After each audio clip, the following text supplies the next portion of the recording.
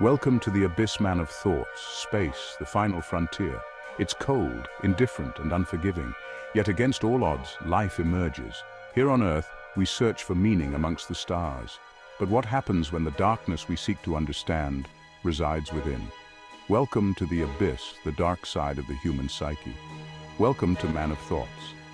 Tonight, we delve into the aftermath of narcissistic abuse, a psychological black hole that warps reality and devours souls. Tonight, we explore the fury that festers in the aftermath. Tonight, we embrace the anger. John was a ghost. Not literally, of course, he was very much alive, but he felt like a phantom drifting through the remnants of his own existence, though sometimes he wished he were. The weight of his memories was a burden he carried every day. No, John haunted the living world, a specter of the man he once was. He moved through the bustling city, feeling more alone than ever. His laughter, once a booming symphony, was now a hollow echo. It was a sound that used to fill rooms with joy. Now it only served as a cruel reminder of a joy stolen. He would often look at old photographs, the smiles frozen in time, mocking his current sorrow. She had been a tempest, a whirlwind of charisma and charm. Her presence was magnetic, drawing everyone in, including John. She had promised him the universe. Under the stars, she whispered dreams of forever, dreams that now felt like distant, unreachable galaxies. Instead, she had taken his piece by piece until he was left with nothing but the echo of her laughter in his ears. Each memory of her was a shard of glass, cutting deeper into his soul. Now he walked through life in a haze of numbness. The vibrant colors of the world muted, the symphony of life a distant hum. The world moved around him, but he felt disconnected, like an observer in his own life. He was a prisoner in the wreckage of his own life. The walls of his mind were his cell, and the memories of her were the bars that kept him confined. The insidious thing about narcissistic abuse is the invisible chains.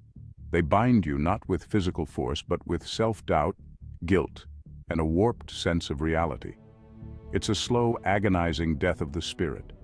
John saw it in the mirror every morning, the doubt in his eyes, the tremor in his hands. He was a puzzle put together with the wrong pieces, his edges jagged, his reflection fractured. He questioned everything he thought he knew about himself, about love, about the very fabric of reality. His thoughts were a tangled mess, a labyrinth with no exit. Anger. It simmers beneath the surface, a volatile cocktail of betrayal, hurt, and injustice. It's a feeling that can consume you, taking over your thoughts and actions, making you feel like you're on the edge of an eruption. Society tells you to let it go, to forgive and forget. They say that holding on to anger is like drinking poison and expecting the other person to die. But is it really that simple? But anger, my friends, is not always a destructive force. It can be a catalyst for change, a powerful motivator that pushes you to stand up for yourself and others. Anger is a primal scream of the soul, a refusal to be silenced. It's the raw, unfiltered emotion that demands to be heard, to be acknowledged. It's the first spark of recognition, the realization that you have been wronged. It's the moment you decide that enough is enough, that you will no longer be a victim. And in that acknowledgement lies the seed of healing. It's the beginning of a journey towards self-discovery and empowerment. John tried to bury his anger. He thought that if he could just ignore it, it would go away. But emotions don't work that way. He tried to meditate it away, to rationalize it, to intellectualize it into submission. He wrote about it, talked about it, but it never truly left him. But it always lingered, a dark passenger in the back seat of his mind. No matter how hard he tried to escape it, it was always there, waiting for a moment of weakness to resurface. Section 5. A Glimmer in the Darkness. One day, John stumbled upon a support group. Other survivors, their stories echoing his own, and in their shared pain, something shifted within him. He saw his anger reflected in their eyes, heard it in their voices. It was raw, untamed, and strangely liberating. They weren't suppressing their anger, they were owning it. For the first time since his world had imploded, John felt a flicker of hope. It wasn't a blinding light, but a faint ember in the darkness. an ember fueled by righteous anger.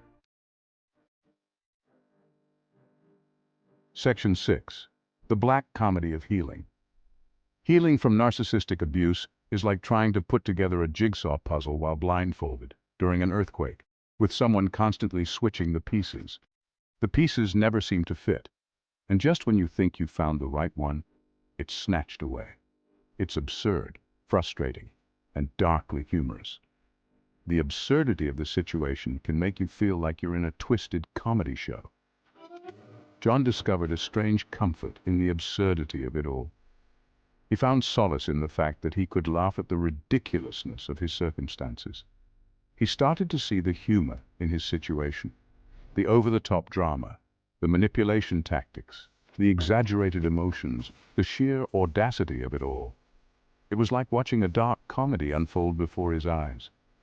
It was dark humor, to be sure, the kind that makes you laugh and wince at the same time, the kind that makes you question your own sanity. But it was a lifeline, a way to cope with the chaos. It was a way to find a sliver of light in the darkness, but it was a lifeline, a way to reclaim his power, to take control of his narrative, a way to reclaim his power, to find strength in his own resilience, to find humor in the face of darkness. In the end, it was this dark comedy that helped him heal, that gave him the strength to move forward. Section 7. Rise from the ashes. Anger is a powerful fuel. Channeled correctly, it can be the catalyst for profound transformation. It can be the engine that propels you out of the darkness and into the light.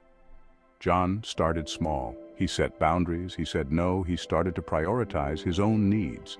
Each act of self-care, each boundary enforced, was a victory. He started to rebuild his life, brick by broken brick. He reconnected with old friends, rediscovered forgotten passions, and slowly, painstakingly, began to forgive himself. Section 8. A final word. The universe is full of wonder and beauty, but it is also a place of chaos and destruction. And sometimes out of the ashes of that destruction, new life emerges. So if you find yourself consumed by anger in the aftermath of narcissistic abuse, remember this. Your anger is valid. Your anger is justified. Your anger is a sign that you are alive, that you are fighting for your right to heal. Embrace the anger, channel its energy, and rise like a phoenix from the ashes, stronger and more resilient than ever before.